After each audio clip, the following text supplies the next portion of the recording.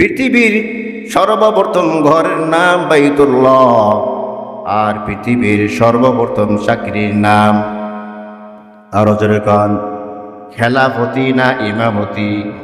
ইমামতি। ইন্না আউয়ালা বাইতিহু বুদিয়া লিন্নাস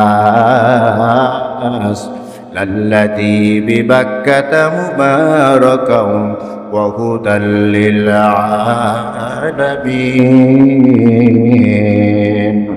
মানুষের ইবাদতের জন্য সর্বপ্রথম যে ঘর বানানো হয়েছে, ওই ঘরটা অবস্থিত হয়েছে মক্কায়। কোথায়? লাল্লাযী বিবাক্কাতা, বাক্কায় অবস্থিত। বাক্কা আর মক্কা একই কথা, বাক্কা আর মক্কা একই কথা। আরববাসীরা বাকে মিমকে কখনো বা দ্বারা পরিবর্তন করিয়া পড়ে, মিমকে কখনো বা দ্বারা পরিবর্তন করিয়া পড়ে, যেন বাক্কারও যেই অর্থ আর মক্কারও সেই অর্থ। তবে কিছু কিছু তথ্য জ্ঞানী বলেছে মক্কা হলো শহরটির নাম, আর বাক্কা হলো ওই কাবা ঘরটা যার উপরে স্থাপিত হয়েছে ভিতের নাম। ভিত, ফাউন্ডেশন। এই ফাউন্ডেশনের নাম হলো বাক্কা, আর শহরটির নাম হলো মক্কা। শহরটির নাম মক্কা, আর কাবা ঘরটা যার উপরে যেই ভিত্তির উপরে ফাউন্ডেশন উপরে দাঁড়াই আছে ওইটার নাম বাক্কা। কিছু কিছু তথ্য জ্ঞানীগণ বলে। তবে বাক্কা শব্দের আবিধানিক অর্থ হলো ভিড়। কি ভিড়? ভিড় মানে, ভিড় মানে একসাথে হওয়া, জমা হওয়া। হ্যাঁ, চাপাচাপি করে দাঁড়ায় না, চাপাচাপি করে হাঁটে না, এটা ভিড়ই বলি আমরা। ভিড় জমাইছে, মানুষ ভিড় জমাইছে। কেন এটাকে ভিড় বলা হয়? হজের সময় মানুষের সমাগম বেশি হয় না কম হয়? ভিড় বেশি হয় না কম হয়? চাপাচাপি বেশি হয় না কম হয়? এই জন্য এটাকে কি বলা হয়? বাক্কা বলা হয়। ইন্না আউয়ালা বাইতিন উদিয়া লিন্নাস লাল্লাযী বিবাক্কাতা, সর্বপ্রথম ঘর যেটা নির্মাণ হয়েছে মানুষের ইবাদতের জন্য, বাক্কায় অবস্থিত। মুবারাকান, এই ঘরটা হলো বরকতময়। সুবহানাল্লাহ। কান এই ঘরটা কি বরকতময়? কেমন বরকতময়? যে এই ঘরটা এমন বরকতময়, এমন এমন ইবাদত আছে যে ইবাদত এই ঘর ছাড়া অন্য জায়গায় করা যায় না। ঠিক কিনা কন? হজ অন্য জায়গায় করা যাবে নি, উমরা অন্য জায়গায় করা যাবে নি। হজ যদি করতে হয়, উমরা যদি করতে হয়, বাইতুল্লাহ যাওয়া লাগবে কি লাগবে না? বাইতুল্লাহ যাওয়া লাগবে। আবার কেমন বরকতময় যে এই ঘরের ভিতরে নামাজ আদায় করলে অন্য জায়গার 1,00,000 রাকাত নামাজ এই জায়গার 1 রাকাত নামাজ সমান সমান। সুবহানাল্লাহ। কেমন বরকতময়!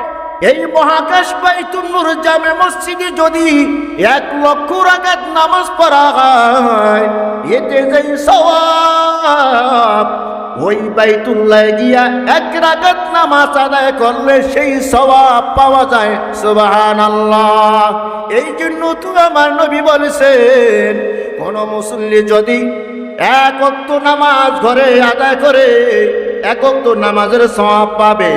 ওই মুসল্লি যদি এই নামাজটাই মহল্লার 5 জায়গা না মসজিদে গিয়ে আদায় করে, তাহলে 25 ওয়াক্ত নামাজের সওয়াব পাবে। এই নামাজটাই যদি জামে মসজিদে গিয়ে আদায় করে, তাহলে 500 রাকাতের সওয়াব পাবে। এই নামাজটাই যদি মসজিদে আকসায় গিয়ে আদায় করে, 1000 রাকাতের সওয়াব পাবে। এই নামাজটাই যদি মসজিদে নববীতে গিয়ে আদায় করে, 1000 মতান্তরে 50,000 রাকাতের সওয়াব পাবে। আবার এই নামাজটা যদি বাইতুল্লাহর সামনে গিয়ে আদায় করে, 1,00,000 রাকাত নামাজের সওয়াব পাওয়া যাবে। লাল্লাযী বিবাক্কাতা মুবারাক, আল্লাহ তাআলা বলেন এই ঘরটা হলো বরকতময়। কেমন বরকতময়! ইবাদত করলে সব বেশি হয় না কম হয়?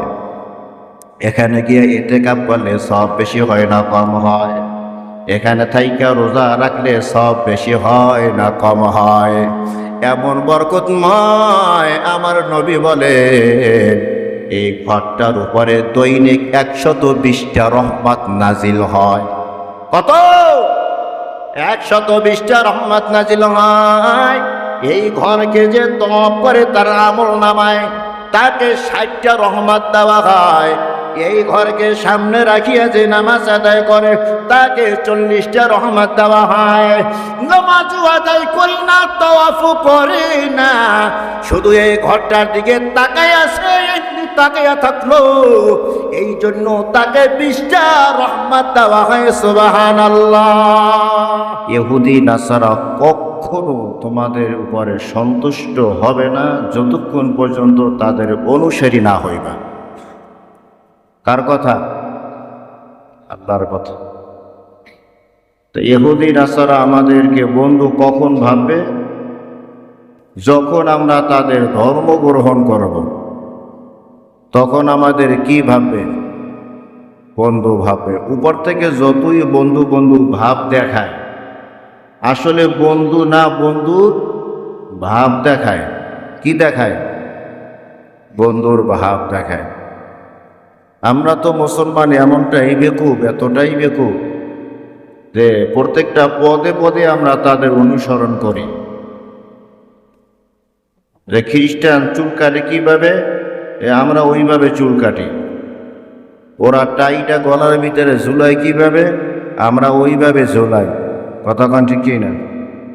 ওরা প্যান্ট শার্ট কিভাবে পরে, আমরা ওইভাবে প্যান্ট শার্ট পরি, তাদের অনুকরণ করি। অথচ অনুকরণ ইত্তেবা করা উচিত মুসলমানদের মুহাম্মাদুর রাসূলুল্লাহ সাল্লাল্লাহু আলাইহি ওয়াসাল্লাম।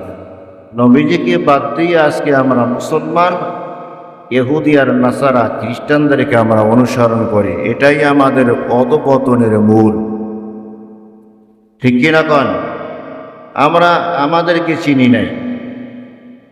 যে নিজেকে চিনে না সে আল্লাহকে চিনে না। বুঝেন নাই? যে নিজেকে চিনে না সে কাকে চিনে না? আল্লাহকে চিনে না। আগে আমি নিজেকে চিনতে হবে। আমি কে? আমি কে? আমি কার বান্দা? আমি কার উম্মত? এটা যদি আমি চিনতাম তাহলে হীন স্বার্থের জন্য আমি বেঈমানদের সামনে মাথা নত করতাম না। ঠিক কিনা কন? তো ইহুদি একটা সম্প্রদায়, এরা বলে যে আমরা মুসলমানদের চেয়ে ভালো। কিভাবে ভালো? যে আমরা এমন একটা ঘর পেয়েছি যেই ঘরটা সবার আগে তৈরি হয়েছে। মুসলমানদের ঘর পরে হয়েছে, আর ইহুদিদের দাবি আমাদের ঘর আগে হয়েছে। আসলে তো ইহুদিদের কোনো ঘরই নেই। কথা কয় না? আসলে তো ইহুদিদের কোনো ঘরই নাই। ঘর বলতে ইবাদতের ঘর। ঘর বলতে ইবাদতের ঘর। যখন এই আলোচনা, এই কথাবার্তা নবীজির কাছে আসলো যে ইহুদিরা দাবি করে তাদের ইবাদতের ঘর আগে হয়েছে, তো আল্লাহ তাআলা জিবরাইলকে পাঠাই দিলেন, যাও জিবরাইল আমার হাবিবকে বিস্তারিত তাফসীর শুনাই আসো, ঘর কোনটা আগে। ইন্না আউওয়ালা বাইতিন উদিয়া লিন্নাস লাল্লাযী বিবাক্কাতা মুবারাকান ওয়া হুদাল লিল আলামিন। পৃথিবীর ভিতরে ইবাদতের জন্য সর্বপ্রথম যে ঘর নির্মাণ করা হয়েছে ওই ঘর হলো মক্কায় অবস্থিত যে ঘর, ওই ঘর। সুবহানাল্লাহ কন। তাহলে দলিল পাইলাম কিনা? আমাদের ঘর সবার আগের ঘর। পৃথিবীর ভিতরে সর্বপ্রথম নির্মাণ করা হয়েছে কি? মুসলমানদের ইবাদতের জন্য ঘর। মুসলমানদের ইবাদতের জন্য ঘর। কোনো কলকারখানা, কোনো ফ্যাক্টরি আগে তৈরি হয় নাই। সর্বপ্রথম যে ফ্যাক্টরি তৈরি হয়েছে ওটা ইবাদতের ফ্যাক্টরি। কিসের ফ্যাক্টরি? ইবাদতের ফ্যাক্টরি। সর্বপ্রথম ঘর তৈরি হয়েছে কোনটা? বাইতুল্লাহ। কোনটা? বাইতুল্লাহ। এটা ইবাদতের ফ্যাক্টরি। কোন কোন বর্ণে আছে আদম আলাইহিস সালাম ঘর বানাইছেন, আর কোন কোন বর্ণে আছে যে পৃথিবীর সৃষ্টির 2000 বছর আগে এই ঘরটা ফেরেশতারা নির্মাণ করেছে। পৃথিবীর সৃষ্টির কত বছর আগে? তো এ পাগলেরা কি কয় ওদের ঘর আগে? পৃথিবীর সৃষ্টিরও কয় হাজার বছর আগে ঘর, 2000 বছর আগে ঘর বানাইছে ফেরেশতারা। এই বাইতুল্লাহ, বাইতুল্লাহ কোথায়? বলে সপ্তম আকাশের উপরে একটা ঘর আছে, যেই ঘরটার নাম হলো বাইতুল মামুর। আসমানের ফেরেশতারা যেই ঘরকে তওয়াফ করে ওই ঘরের নাম বাইতুল মামুর। কোথায় আছে?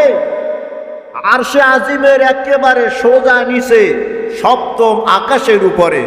আল্লাহ তাআলা জমিনে অবস্থানকারী ফেরেশতাদেরকে বললেন, তোমরাও জমিনে যারা থাকো তারাও একটা ঘরকে তওয়াফ করো।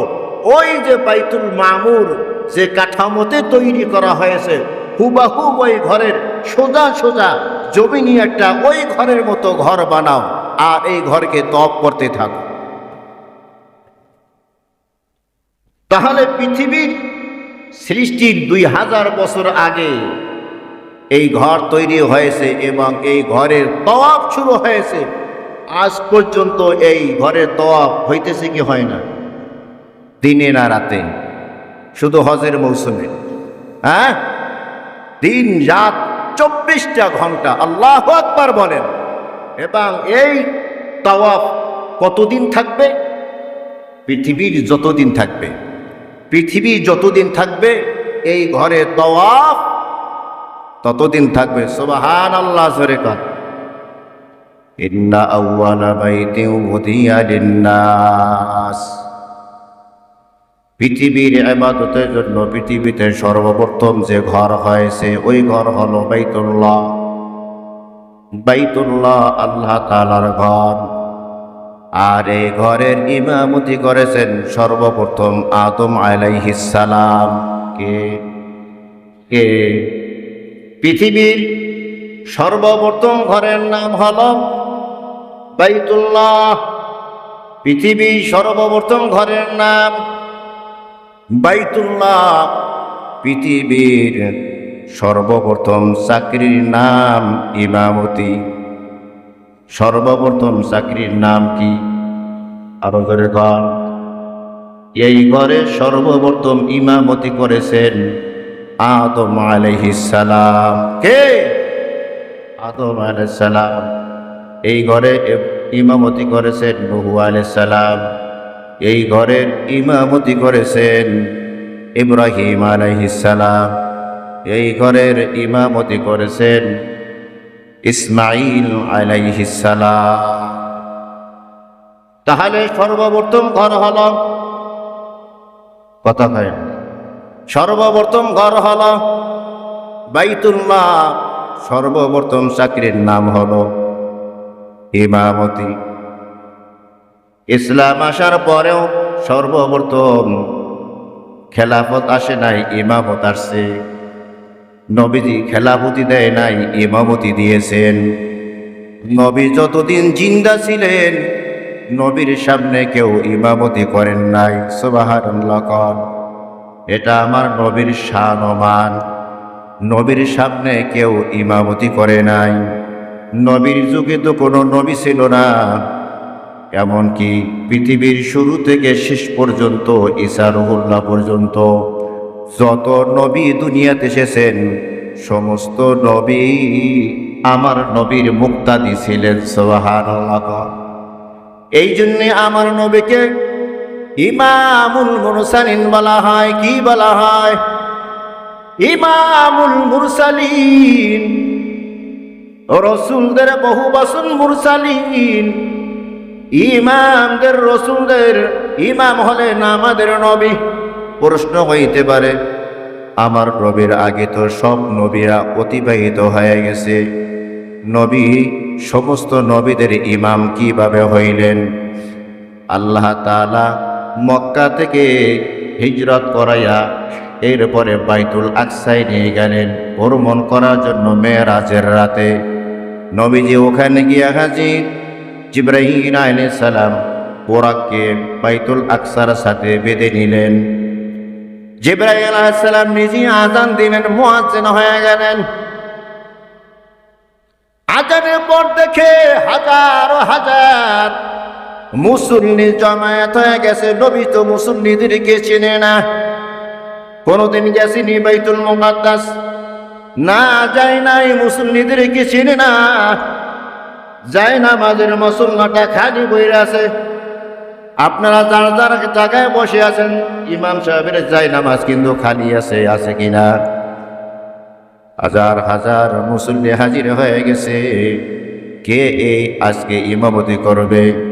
জিবরাইল আলাইহিস সালাম এসে বলে, পয়গম্বর, লক্ষাধিক পয়গম্বর এখানে হাজির হয়ে গেছে 2 রাকাত নামাজ আদায় করার জন্য। নবী টেনশনে পড়ে গেলেন, আজকে কি জানি ইমাম হয়। মনে হয় আজকে ইমাম হবে আদম সফিহুল্লাহ। জিবরাইল আলাইহিস সালাম নবীজির হাতটা ধরিয়া বলে, ওগো পয়গম্বর, লক্ষাধিক পয়গম্বরের সমাগম এখানে হয়েছে, ওই যায় নামাজে দাঁড়াবার যোগ্যতা কেউ নাই। আজকে এই যায় নামাজে দাঁড়াইয়া ইমামতি করবে রহমাতুল লিল আলামিন। শুধু ওজুদাস রহমাতুল লিল আলামিন।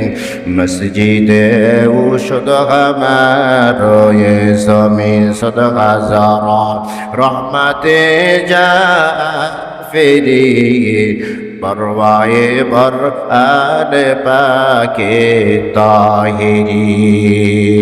আজকে ইমামতি করার যোগ্যতা কেউ নাই। আপনি রহমাতাল লিল আলামিন। আল্লাহু আকবার কোন। আল্লাহ হলেন রব্বুল আলামিন, আমার নবী হলেন রহমাতাল লিল আলামিন।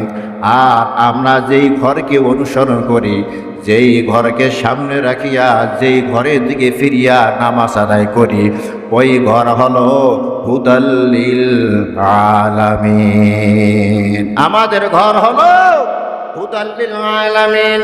আমাদের রব হলেন রব্বুল আলামিন। আমাদের নবীর টাইটেল হলো রহমাতাল লিল আলামিন। সব নবীদের নবী হইলেন আমাদের নবী মুহাম্মদুর রাসূলুল্লাহ সাল্লাল্লাহু আলাইহি ওয়াসাল্লাম।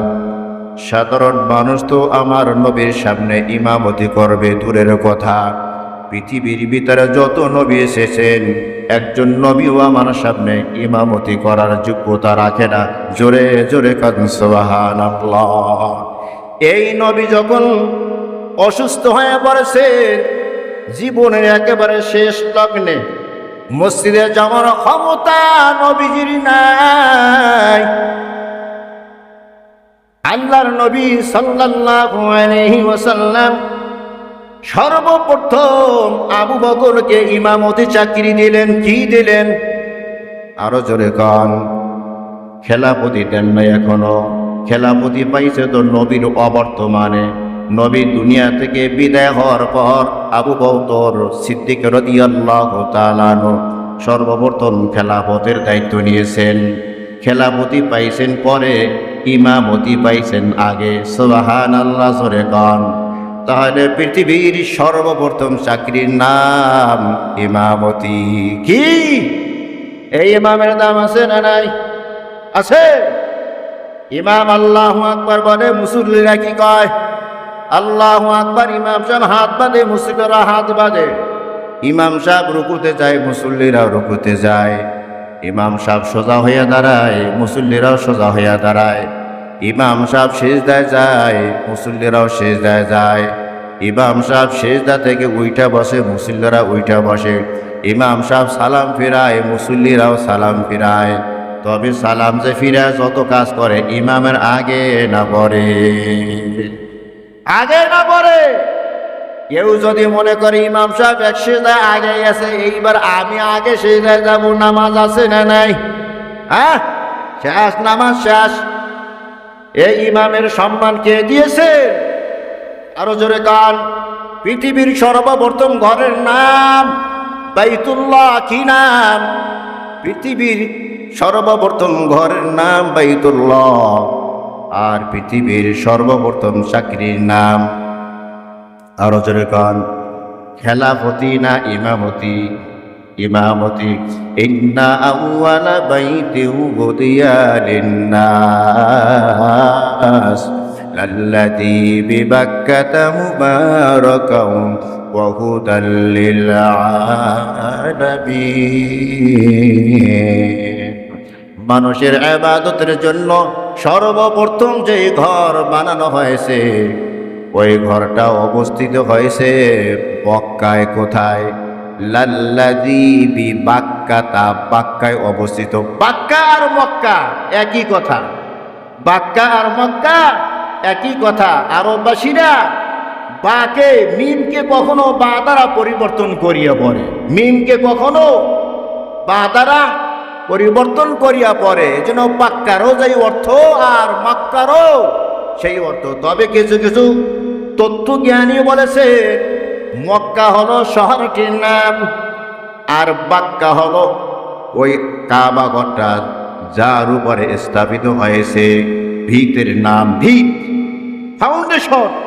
এই ফাউন্ডেশনের নাম হলো বাক্কা, আর শহরটির নাম হলো মক্কা। শহরটির নাম মক্কা, আর কাবা ঘরটা যার উপরে, যেই ভিত্তির উপরে, ফাউন্ডেশন উপরে দাঁড়াই আছে, ওইটার নাম বাক্কা। কিছু কিছু তথ্য জ্ঞানীগণ বলে। তবে বাক্কা শব্দের আবিধানিক অর্থ হলো ভিড়। কি? ভিড়। ভিড় মানে, ভিড় মানে একসাথে হওয়া, জমা হওয়া। হ্যাঁ, চাপাচাপি করে দাঁড়ায় না, চাপাচাপি করে হাঁটে না, এটা ভিড় বলি আমরা। ভিড় জমাইছে, মানুষ ভিড় জমাইছে। কেন এটাকে ভিড় বলা হয়? হজের সময় মানুষের সমাগম বেশি হয় না কম হয়? ভিড় বেশি হয় না কম হয়? চাপাচাপি বেশি হয় না কম হয়? এই জন্য এটাকে কি বলা হয়? বাক্কা বলা হয়। ইন্না আউয়ালা বাইতিন উদিয়া লিন্নাস লাল্লাযী বিবাক্কাতা, সর্বপ্রথম ঘর যেটা নির্মাণ হয়েছে মানুষের ইবাদতের জন্য, বাক্কায় অবস্থিত, মুবারাকান, এই ঘরটা হলো বরকতময়। সুবহানাল্লাহ। কান, এই ঘরটা কি বরকতময়? কেমন বরকতময়? যে এ ঘরটা এমন বরকতময়, এমন এমন ইবাদত আছে যে ইবাদত এই ঘর ছাড়া অন্য জায়গায় করা যায় না। ঠিক কিনা কন? হজ অন্য জায়গায় করা যাবে নি, উমরা অন্য জায়গায় করা যাবে নি। হজ যদি করতে হয়, উমরা যদি করতে হয়, বাইতুল্লাহ যাওয়া লাগবে কি লাগবে না? বাইতুল্লাহ যাওয়া লাগবে। আবার কেমন বরকতময় যে এই ঘরের ভিতরে নামাজ আদায় করলে অন্য জায়গার 1,00,000 রাকাত নামাজ, এই জায়গার 1 রাকাত নামাজ সমান সমান। সুবহানাল্লাহ। কেমন বরকতময়! এই মহাকাশ বাইতুল নূর জামে মসজিদে যদি 1,00,000 রাকাত নামাজ পড়া হয়, এতে যেই সওয়াব, ওই বাইতুল্লাহ গিয়া 1 রাকাত নামাজ আদায় করলে সেই সওয়াব পাওয়া যায়। সুবহানাল্লাহ। এই জন্য তো আমার নবী বলেছেন, কোন মুসল্লি যদি 1 ওয়াক্ত নামাজ ঘরে আদায় করে, 1 ওয়াক্ত নামাজের সওয়াব পাবে। ওই মুসল্লি যদি এই নামাজটাই মহল্লার পাঞ্জেগানা মসজিদে গিয়ে আদায় করে, তাহলে 25 ওয়াক্ত নামাজের সওয়াব পাবে। এই নামাজটাই যদি জামে মসজিদে গিয়ে আদায় করে, তাহলে 500 রাকাতের সওয়াব পাবে। এই নামাজটাই যদি মসজিদে আকসায় গিয়ে আদায় করে, 1000 রাকাতের সওয়াব পাবে।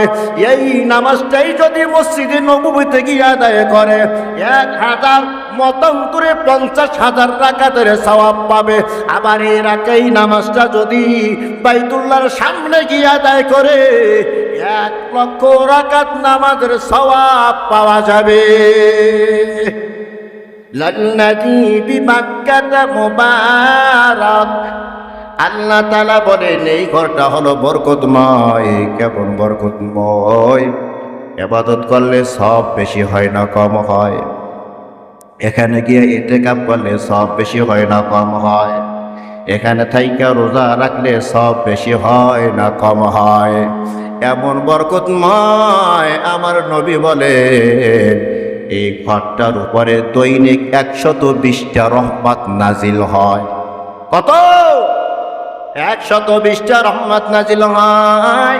এই ঘরকে যে তওয়াব করে তার আমল নামায় তাকে 60টা রহমত দেওয়া হয়। এই ঘরকে সামনে রাখিয়া যে নামাজ আদায় করে তাকে 40টা রহমত দেওয়া হয়।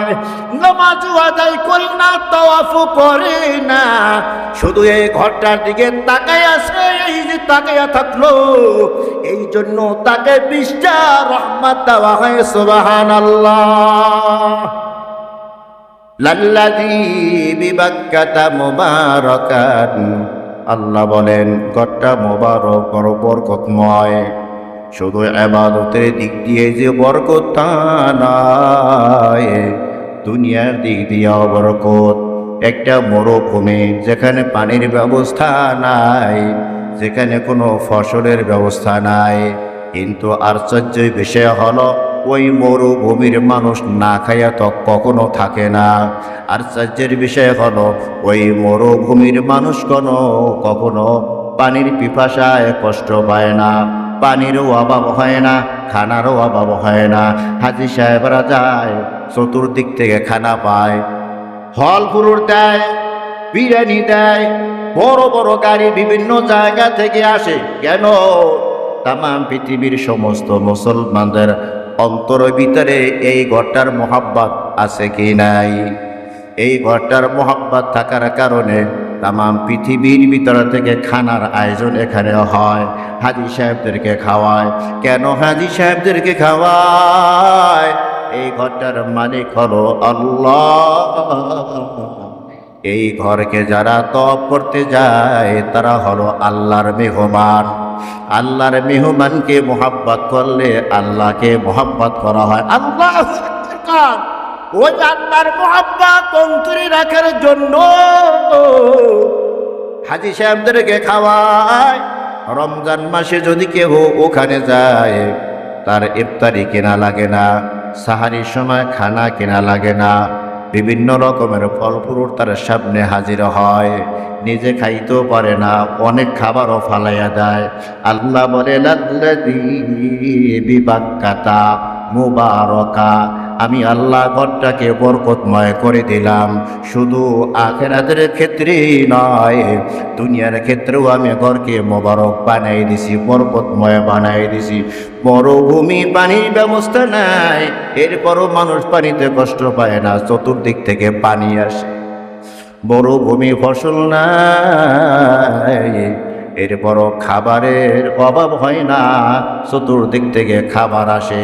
এরপর আমি এখানে এমন একটা পানির ব্যবস্থা করে রেখেছি, এমন একটা কূপের ব্যবস্থা করে রেখেছি, তাম পৃথিবীর সব কলগুলো লাগায় যদি এখান থেকে পানি টানা হয় 1 ইঞ্চি পানিও কমাইতে পারবে না। জোরে আওয়াজ দিয়া কন সুবহানাল্লাহ।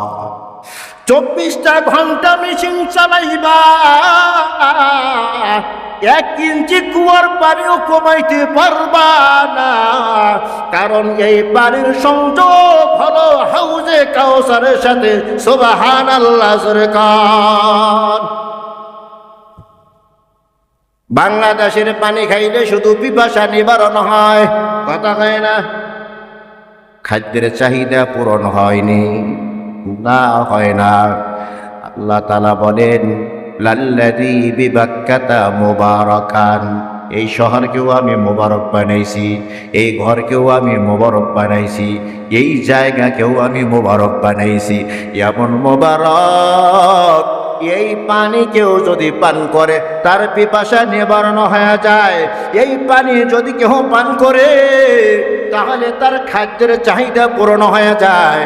এই পানি যদি কেউ বরকতের না পান করে জটিল কঠিন রোগ থেকে আল্লাহ তাআলা নিরাময় দিয়ে দেয়।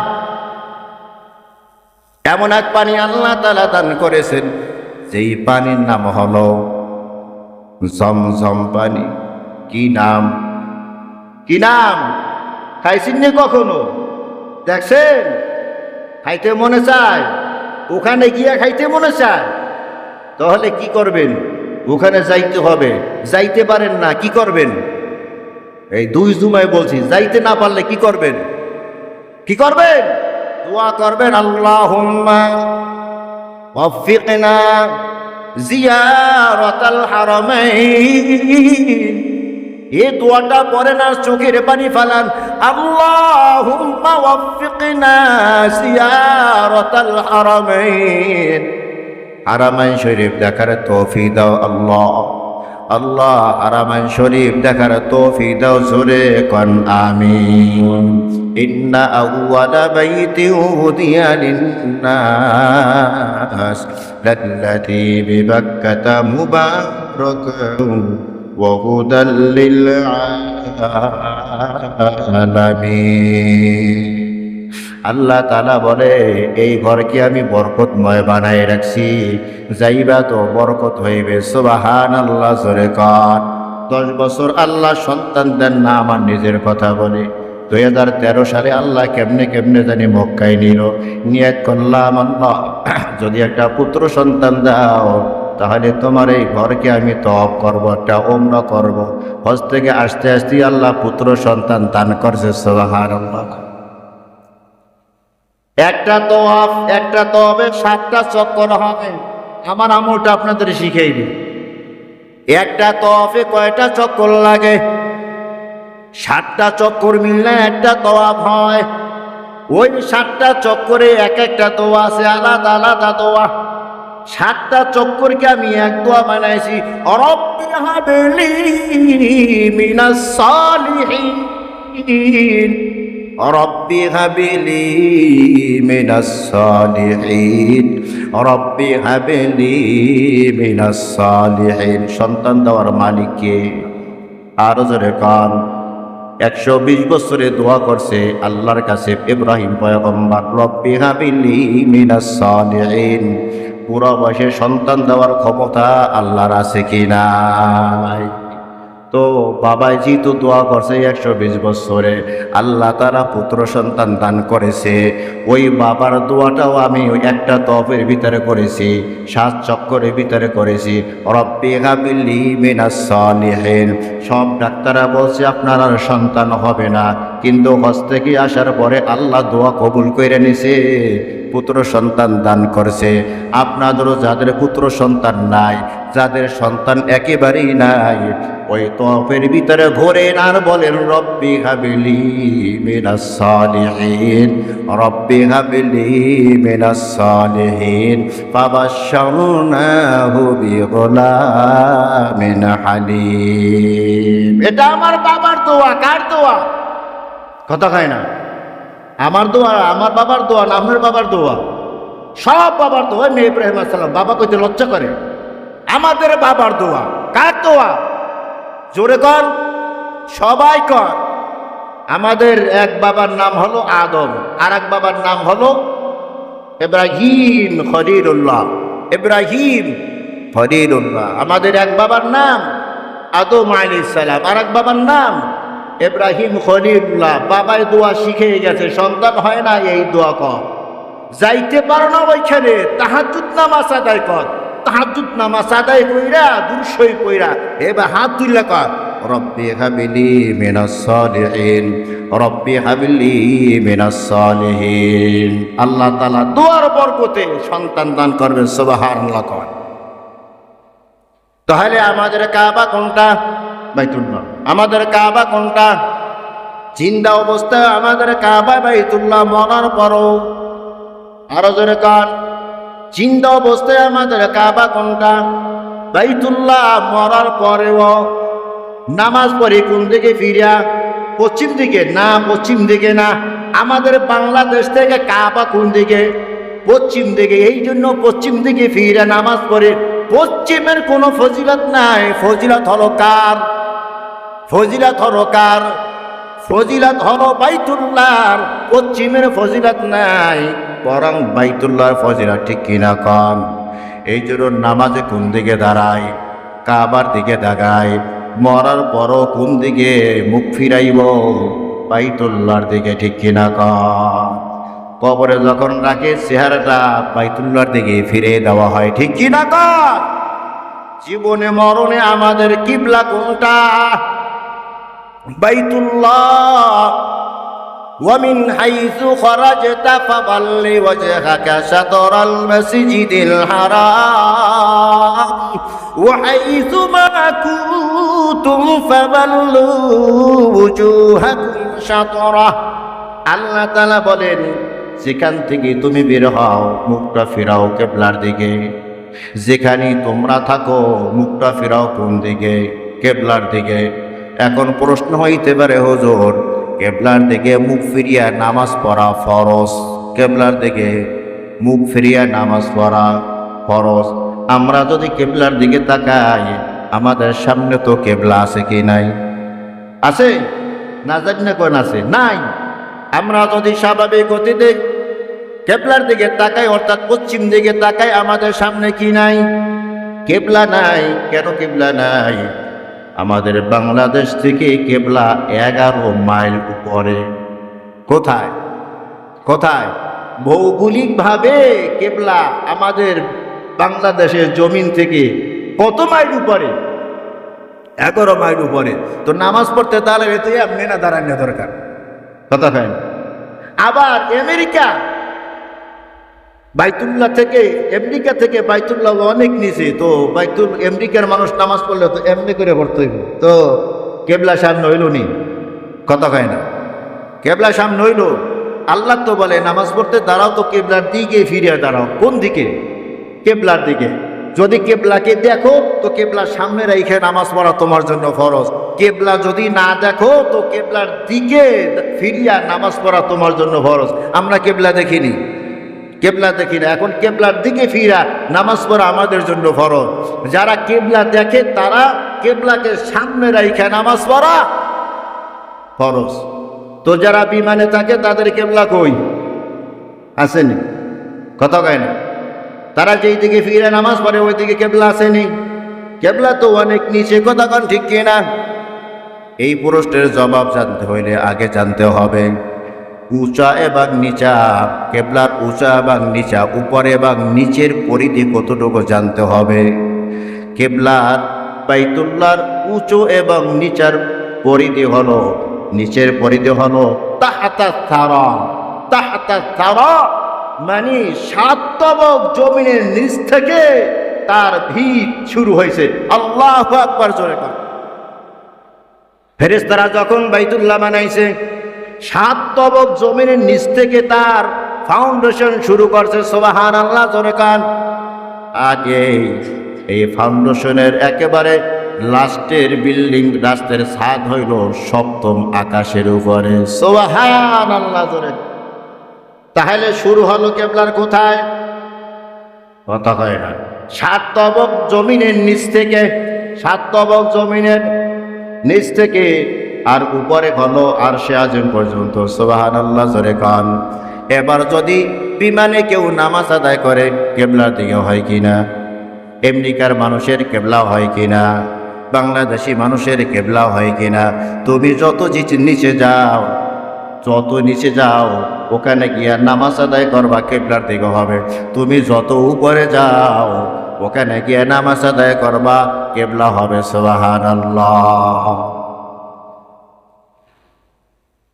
জীবনও বাইতুল্লাহ আমাদের কেবলা, মরণও বাইতুল্লাহ আমাদের কেবলা।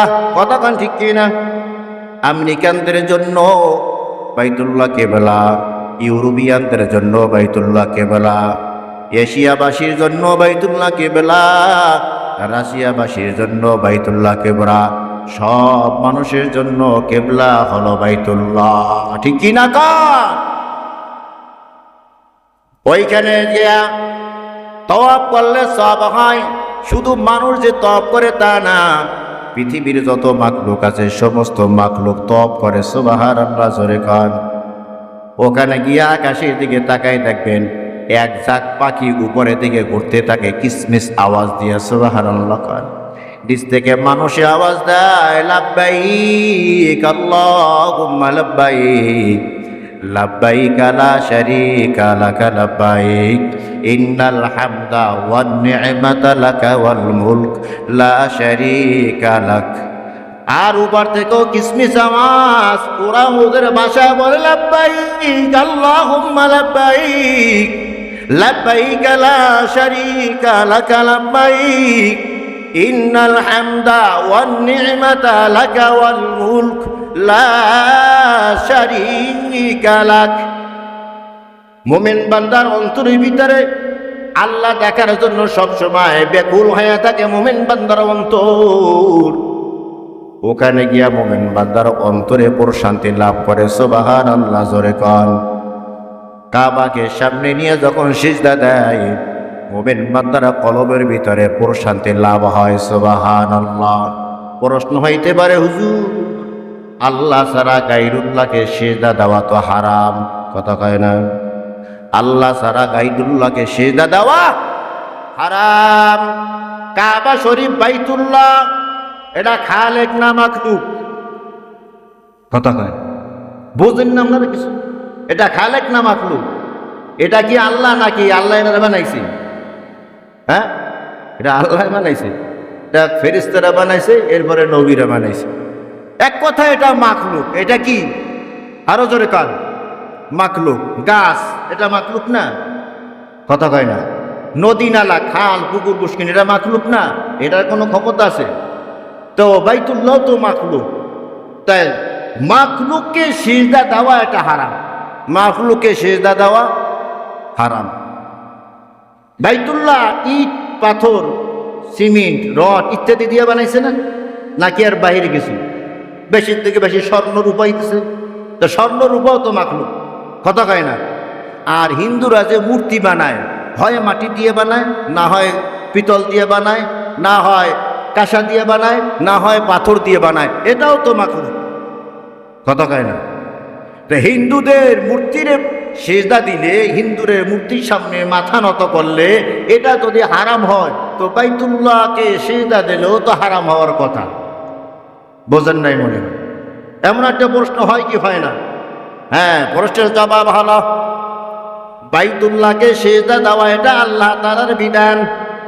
আল্লাহ তাআলার বিধান মানা মুসলমানের জন্য ফরজ। ওই ফরজ পালন করার নাম হলো ইবাদত। ইবাদতের নিয়তে আল্লাহ তাআলা ফরজ মানার উদ্দেশ্যে বাইতুল্লাহকে সিজদা দেওয়া হয়, ইট পাথরের ঘরকে দেওয়া হয় না।